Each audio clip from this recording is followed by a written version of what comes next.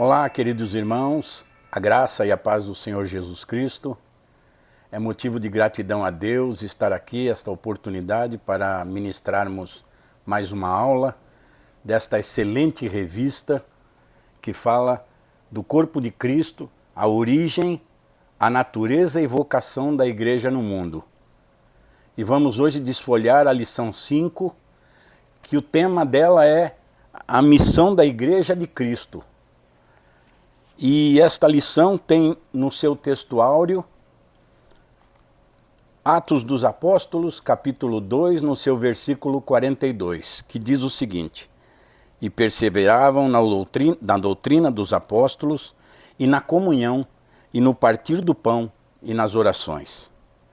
E a verdade prática diz que, como o sal fora do saleiro cumpre a sua função de salgar, assim a igreja, quando adora e discipula, testemunha das insondáveis riquezas de Cristo. Eu sei que muitos irmãos não devem ter a revista, e eu gostaria de ler com vocês a leitura bíblica para você fortalecer a sua semana. E a leitura bíblica diz o seguinte, na segunda-feira, 1 Coríntios, capítulo 1, versículo 21, que diz a igreja e a proclamação das boas novas. Na terça, Mateus 28, 19, que diz da igreja e o discipulado. Na quarta, a igreja e a verdadeira adoração a Deus Trino. Na quinta, 1 Tessalonicenses 5, que diz a igreja como uma comunidade edificadora. Na sexta, 1 João 1, 7, que diz a igreja vivendo o amor fraternal. E no sábado, a igreja, Romanos 12, 13, que diz da igreja como uma comunidade solidária. Agora eu gostaria de ler com vocês a leitura bíblica em classe. E lá está em Marcos capítulo 16, a partir do versículo 14 até o 20, e Atos capítulo 2, do 42 ao 47. Podemos ler?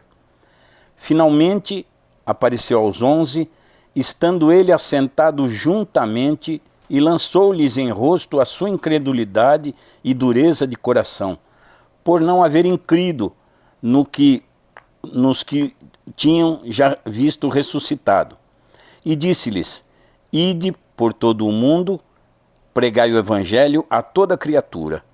Quem crer e for batizado será salvo, mas quem não crer será condenado. Quem crer e for batizado será salvo, mas quem não crer será condenado. E estes sinais seguirão aos que crerem. Em meu nome expulsarão demônios, falarão novas línguas, pegarão nas serpentes, e se beberem alguma coisa mortífera, não lhes fará dano algum. E imporão as mãos sobre os enfermos e os curarão. Ora, o Senhor, depois de lhes ter dito isso, foi recebido aos céus e assentou-se à direita de Deus.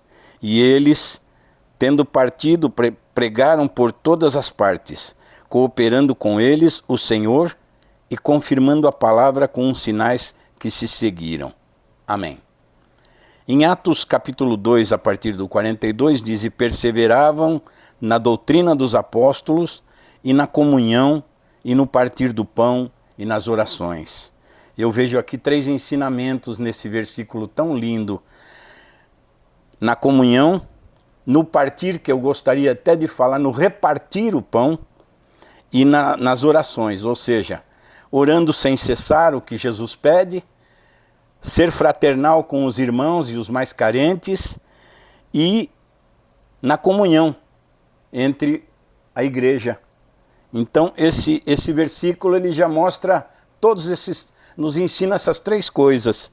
E no 43 diz: em cada alma havia temor, e muitas maravilhas e sinais se faziam pelos apóstolos. E todos os que criam estavam juntos e tinham tudo em comum. Vendiam suas propriedades e fazendas e repartiam com todos, segundo cada um tinha necessidade. E perseverando unânimes todos os dias no templo e partindo o pão em casa, comiam juntos com alegria e singeleza de coração, louvando a Deus, caindo na graça de todo o povo, e todos os dias acrescentava o Senhor à igreja aqueles que se haviam de se salvar. Amém, queridos? Que texto maravilhoso é esse, né? A palavra de Deus é assim mesmo.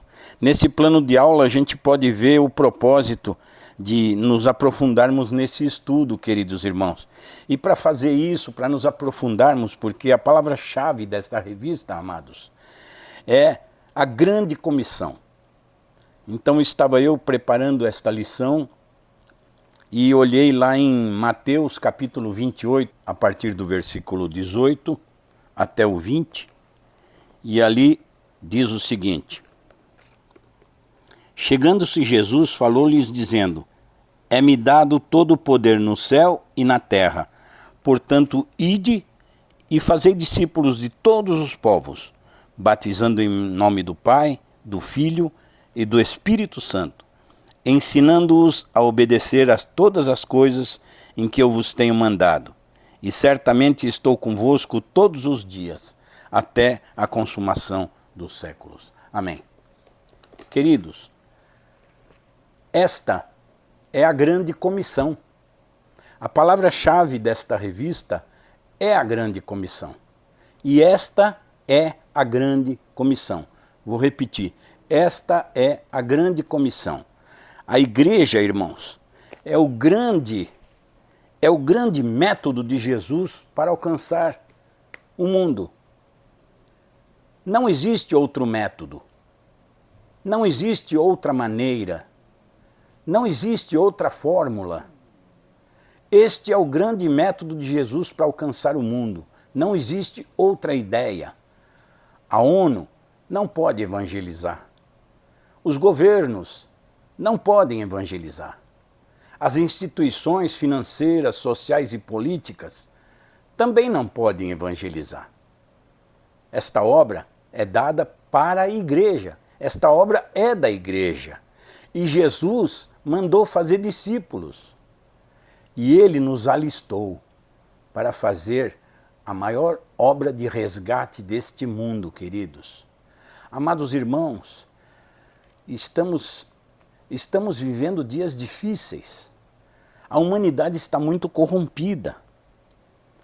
Esta geração precisa salvar esta geração, amados. Não podemos deixar para outros. O Senhor está voltando. O tempo nos mostra isso.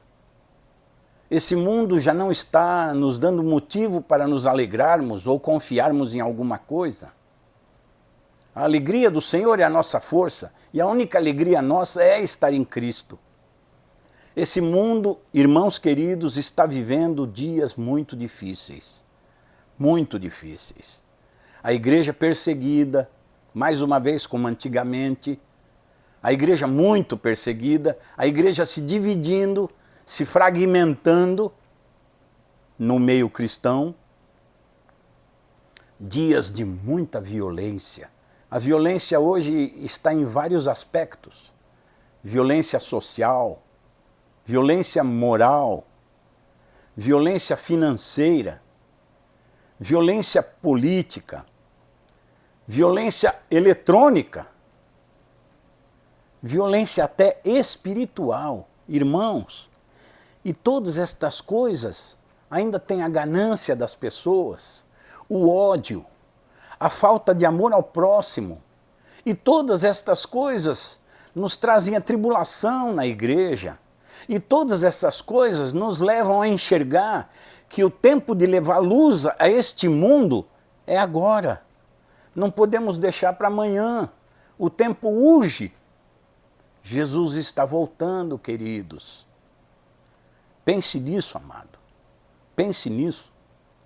Precisamos fazer a obra de Deus, evangelizar, fazer novos discípulos, entrar com a nossa ação nas casas, na rua, nas cidades, nos países, onde quer que seja.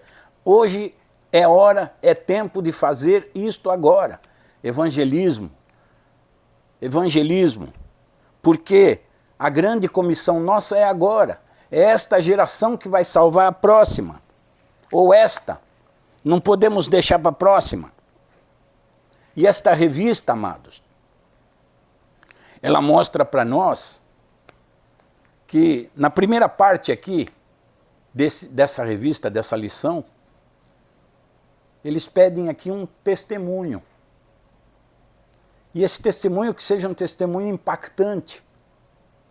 E eu digo a você, querido irmão, que nesses anos todos de evangelho que eu tenho no caminho do Senhor, já vi tantas coisas lindas que Deus fez na vida das pessoas, testemunhos fortes, testemunhos impactantes, testemunhos sobrenaturais. Mas hoje, para falar de algum testemunho, que eu tenho até o meu, porque se não fosse Deus na minha vida, muitos irmãos sabem e me conhecem, que eu já não estaria mais aqui, sim, embaixo da terra, há muitos anos. E Deus tem me salvado, Deus tem me libertado, Deus tem me curado, e eu não sou merecedor destas bênçãos. Mas, para falar de um bom testemunho, eu acho que o melhor seria, já que estamos falando no livro de Atos, o testemunho do apóstolo Paulo, que está lá no livro de Atos, capítulo 16, onde diz de Paulo e Silas. E a Bíblia diz que eles estavam indo a um lugar para orar. E eles faziam isso todos os dias. Mas diz a Bíblia que seguia eles uma escrava que era vidente. E ela os seguia e apontava a mão dizendo a eles: estes são servos do Deus Altíssimo e pregam o caminho da salvação. E por vários dias, diz a Bíblia, Paulo e Silas iam no caminho para orar e ela os seguia dizendo: estes são servos do Deus Altíssimo e proclamam o caminho da salvação. Mas a Bíblia diz que um belo dia Paulo se indignou e olhou para trás e disse assim: em nome de Jesus Cristo, eu ordeno que saias dela. E a Bíblia fala que no mesmo instante, imediatamente, esse espírito mau saiu. E aí, os seus senhores, porque ela dava muito lucro aos seus senhores, vendo os seus senhores que o lucro deles havia se perdido, prenderam Paulo e Silas e os arrastaram, diz a Bíblia, até uma praça perante aos magistrados. E lá diante desses magistrados eles disseram: olha, estes judeus estão fazendo confusão na nossa cidade. Eles pregam costumes que não é próprio a nós. E os magistrados mandaram rasgar suas vestes e mandou açoitá-los. E eles foram muito açoitados, porque açoitar naquela época não era bater com chinelo. Eles foram muito açoitados, tiveram suas roupas rasgadas. E aí chamaram um carcereiro e mandaram prendê-los. Suas mãos na corrente, no grilhão, e os seus pés no tronco. E disseram ao carcereiro: cuidado com eles.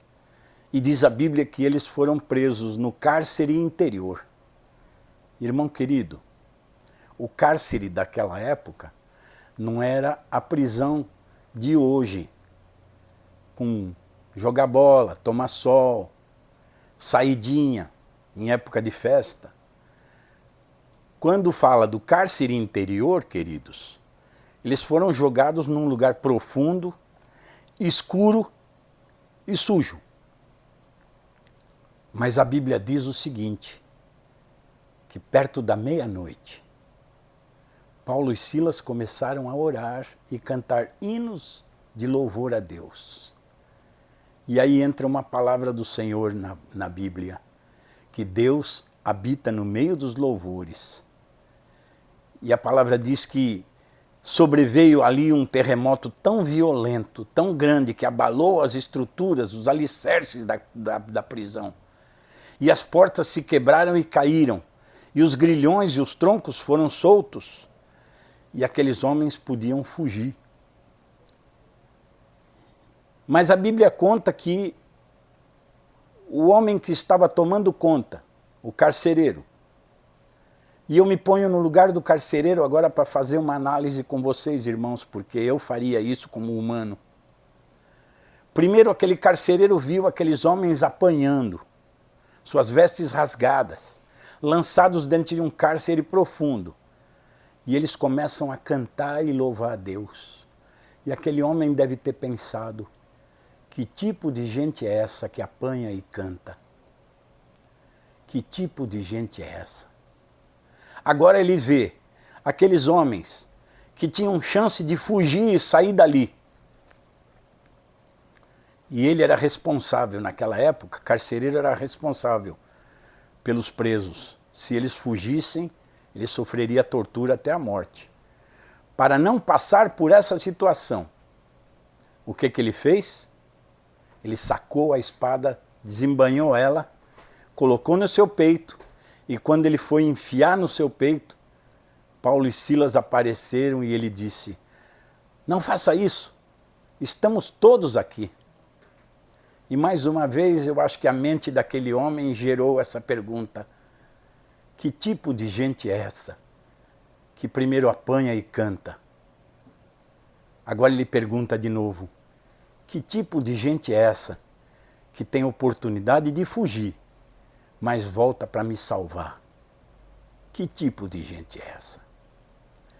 E aí diz a Bíblia que ele todo trêmulo salta diante de Paulo e Silas, pede luz e pergunta, eu vou falar em outra linguagem, o que eu tenho que fazer para ser igual a vocês? E Paulo vira para ele e fala, crê no Senhor Jesus Cristo e serás salvo tu e a tua casa. E a Bíblia continua contando aquele testemunho que aquele homem lavou as suas feridas, levou eles para a sua casa, lá ele colocou a mesa, serviu a mesa, eles comeram, beberam, e todos ali se alegraram com Cristo. Mas aí eu faço uma pergunta a você, meu irmão. A Bíblia mostra que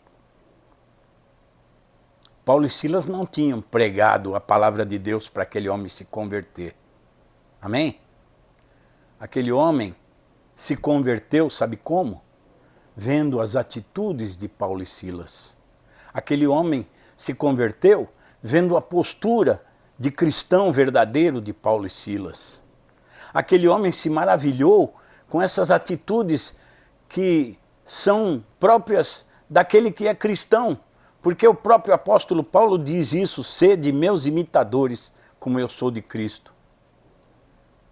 Como você tem se posturado? Como você tem se portado?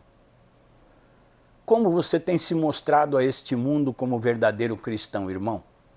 Eu deixo essa pergunta no seu coração para você responder. Você tem tido uma postura de verdadeiro cristão? Você tem tido uma verdadeira atitude de cristão? O mundo tem visto você agir de uma forma correta diante das coisas de Deus? Porque a Bíblia diz que os olhos de Deus estão em toda parte. A gente engana os homens, mas não engana a Deus. E a Bíblia mostra que a palavra de Deus foi pregada para essa família só depois de ele se converter através destas atitudes. Então pense nisso, amado irmão. Pense muito nisso. E nós vamos aqui para a nossa primeiro tópico da lição. E nós já temos aqui a pergunta de um internauta para nos fazer. A paz do Senhor, pastor Carlos Garabé, tudo bem? Meu nome é Moisés, falo aqui de Santo André e estou ligado na escola bíblica. Tenho uma pergunta para o senhor. Como é exercida a missão da igreja? Aguardo a resposta. Deus abençoe a todos. Ok, irmão Moisés, obrigado por essa pergunta, ela é muito importante. A pergunta, a missão da igreja é exercida pela pregação do evangelho, querido. Pregação das boas novas. Aliás, em 1 Coríntios, capítulo 1, versículo 21, diz que aprove a Deus salvar os crentes pela loucura da pregação. Amém, querido? E nós temos que proclamar sempre, a pregação, ela já é, a Bíblia fala aqui que ela já é uma instrução, é uma forma de instrução. A pregação, ela já nos instrui. A pregação, ela tem várias formas e várias fórmulas para ressaltar para o nosso coração A pregação ela nos traz não só a edificação e a instrução, como ela nos traz também disciplina. A pregação nos traz sabedoria. A pregação também nos traz boas notícias, boas novas. A pregação mostra sempre para nós o caminho que devemos seguir. A pregação nos firma neste caminho, firma nossos pés neste caminho. A pregação, ela nos alimenta. Aliás, a graça nos sustenta e a palavra nos alimenta. A pregação nos faz sermos humanos melhores, amados. A igreja ela foi fundada por Cristo e ela tem o propósito de abençoar o mundo, amados, por meio da pregação, por meio das boas novas, por meio dessa fonte poderosa que é a palavra de Deus. Ela nos edifica, ela anuncia o evangelho do reino de Deus a todos nós. Então, a pregação é algo sumamente importante. A pregação ela tem o objetivo de curar, de restaurar, de nos alimentar, de nos fazer mais firmes na fé a cada vez mais. E alguma coisa que a igreja nos mostra é que, através da palavra, a igreja forma discípulos, através da palavra. O verbo discipular do grego mateteu ocorre somente 4 vezes no Novo Testamento, enquanto o substantivo discípulo ocorre 261 vezes. O sentido é o de alguém instruído ou treinado em alguma coisa. É o termo usado em Mateus 28:19 para designar a grande comissão: ide, ensinai a todas as nações. Na verdade, Jesus estava dizendo: ide e discipulai. A igreja ela não é formada apenas por crentes, a igreja é formada por discípulos. Alguém pode estar na igreja local sem, contudo, ser um discípulo.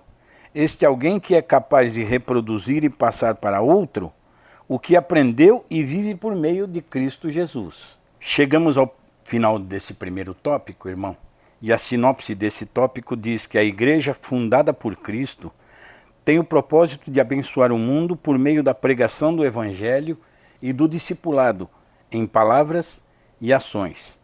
Amém, irmãos? Agora vamos para o segundo tópico, que fala sobre adoração e edificação.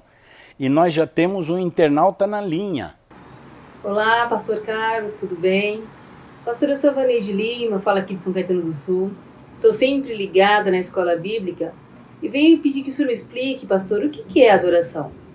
Eu desejo uma excelente aula para vocês. Um grande abraço e que Deus abençoe a todos nós. Oi, Vaneide. A sua pergunta é bem proposital aqui na questão. Adoração é verdadeiramente dar a glória a quem é devido, que é somente a Deus. Esquecendo, tirando o foco de nós mesmos e nos concentrando somente no Senhor. Amém, querida? Que Deus te abençoe.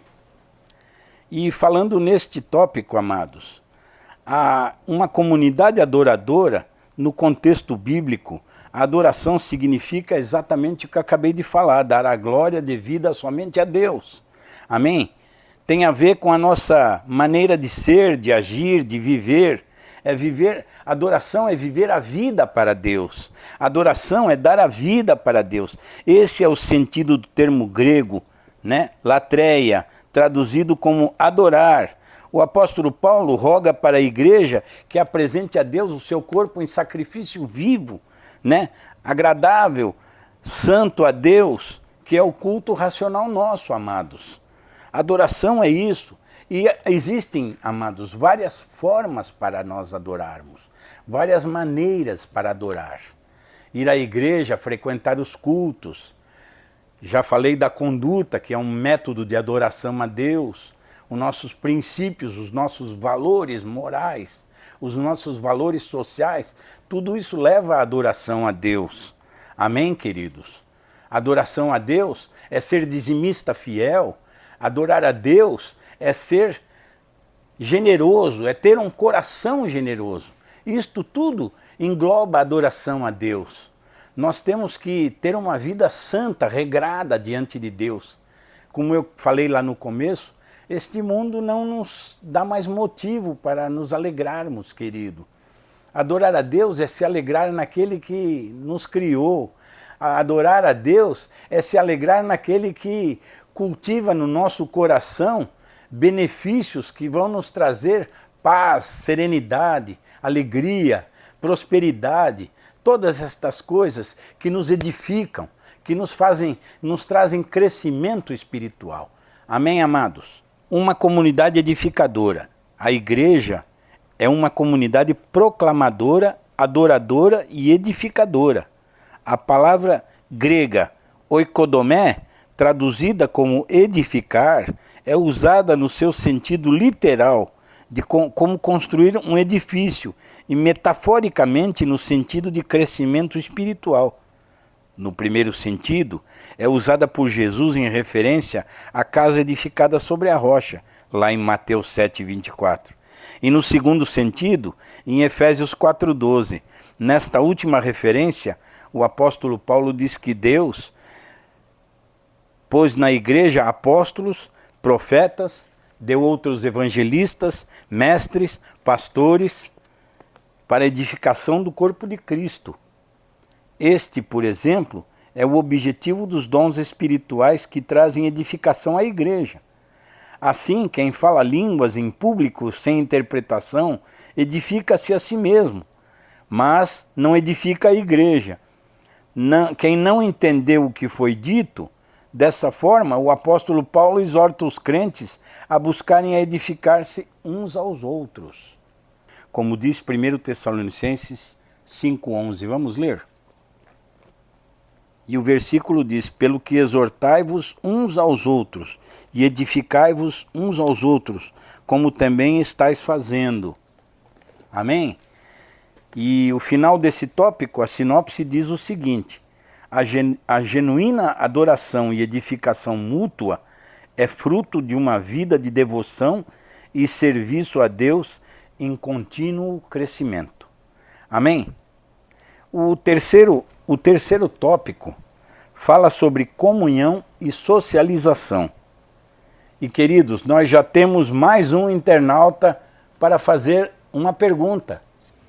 Olá, pastor Carlos Garabé. Eu sou Maurício de São Caetano e gostaria de saber o sentido da palavra comunhão. Me responde aí, por favor. Um abraço. Oi, irmão Maurício. Obrigado por essa pergunta, querido. E eu entendi ela direito, né? Não é comunhão, é comunhão, né? Que significa parceria, que significa participação, comunhão espiritual. Amém, querido? E a nossa terceiro tópico, ele fala sobre comunhão e socialização. E a fé na esfera fraternal, exatamente um dos pilares da igreja primitiva, está na comunhão. A palavra grega koinonia, traduzida aqui como comunhão, ela ocorre 19 vezes no Novo Testamento. E o seu sentido literalmente é parceria, é participação, é comunhão espiritual. Se somos e andamos na luz do Evangelho, devemos viver em comunhão, como diz 1 João 1,7. Onde não há comunhão entre os crentes, não pode haver igreja solidamente edificada. Portanto, a igreja onde seus membros vivem isolados e não mantêm comunhão uns com os outros, não pode haver, nesta parte, comunhão, porque não existe comunhão sem convivência. Amém, queridos irmãos? Na quebra dessa comunhão cristã, nós estamos provocando até, eu já falei isso no começo, uma fragmentação das igrejas. As igrejas, as denominações estão muito distantes uma das outras, amados. Está faltando essa grande união da igreja na terra, a igreja verdadeira na terra, a igreja física. Está havendo uma quebra nessas denominações. Cada um olha para o seu lado só. E nós precisamos nos unir para ter comunhão verdadeira diante de Deus. Amém, amados? A fé na esfera social, a fé cristã, ela também precisa de ser expressa na esfera pública. Ela tem o seu lado social. Se de um lado o substantivo grego koinonia significa comunhão, Por outro lado, o verbo grego koinoneo possui também o mesmo sentido de ajuda contributiva e partilha. É usado por Paulo com esse sentido em Romanos 12:13.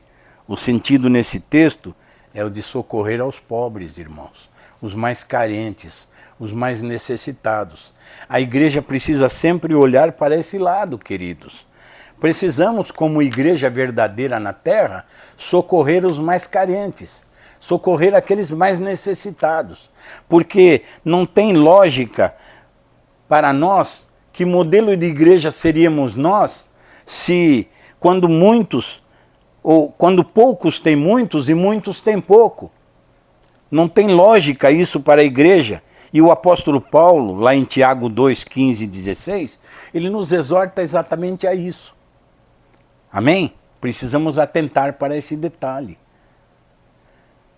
A sinopse aqui fala que o amor manifesto em ações é evidenciado na comunhão entre os irmãos e contribuição social da igreja como expressão de fé na esfera pública. Amém, queridos? Aqui chegamos ao final do terceiro tópico e nós vamos ler a conclusão desta lição, amados. Vimos que a Igreja de Cristo tem uma grande missão aqui na Terra. Ela foi chamada para ser sal e luz, e como sal, ela salgará o mundo com a mensagem da cruz em uma sociedade que está corrompida pelo engano do pecado. Como luz, ela resplandecerá nas densas trevas que cobrem o mundo sem Deus. Ao mostrar Jesus Cristo ao mundo perdido, produzir discípulos e transformá-los em adoradores, a igreja cumpre com a missão para a qual foi chamada. Aqui nós encerramos, amém, amados, a lição, essa lição de número 5, agradecendo a todos os irmãos pela participação e as perguntas que foram nos enviadas, nós agradecemos também. E aqui nós encerramos mais uma aula da Escola Bíblica Online da Igreja Evangélica Canaã. Até o próximo domingo, irmão, querendo Deus assim. Tchau, tchau.